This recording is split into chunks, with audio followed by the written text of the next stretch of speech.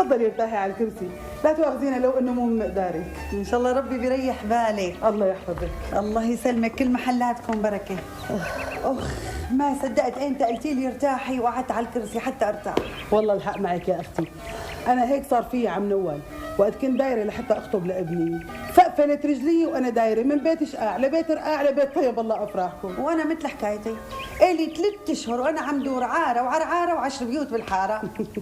لك تقبريني خليني ساعدك. ضلي سالمه، لا تعذبي حالك.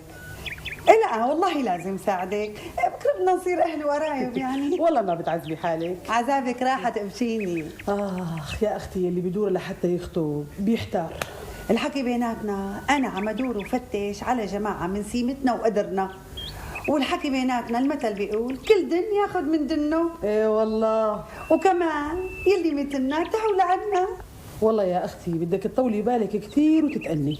لكان ليش خايفه بلا منقود بعد هالدواره والتعب انزل شك على راسي، لانه صايره الوقعات بتخوف يا لطيف، ونحن بلا مؤاخذه جماعه اوادم شرواكم، مو من سيمتنا كل يوم نجوز ونطلق وحده. عم دور على بنت الحلال يلي بدها تعيش مع ابني العمر كله، بقى ايشك ايش؟ والله يا اختي الحق بايدك، لكن انا مو هيك صار معي يا حصرتي.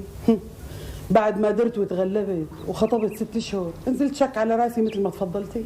يوه يا حصرتي، وشلون صار معك هيك يا مسكينه؟ يا ستي هذا وقت خطبت كنتي اتفقنا انا واهلها من جمله ما اتفقنا على انه تسكن العروس هون بالبيت. ايوه. وبلا طول سيره عليكي، ما مضى جمعه بعد العرس الا وهالبنت بلشت ترفع مناخيرها وتعمل لي شروق يوصل صوتنا للجيران. يوه وليش بقى؟ تخبريني ليش ما بتعرفي جيل الايام؟ قال شو؟ هي ما بتسكن مع حماتها ببيت واحد؟ لا اما هي سمعة. لك قال بدها تسكن ببيت لحالها وتعمل لحالها راس وفرناس. ايه وبعدين على قد ما داق خلقي وتجرت منه ومن شرورها قلت له لا ابني يا ابني الله يرضى عليك خذ مرتك وروح اسكنوا انت وياها فين ما بدكم.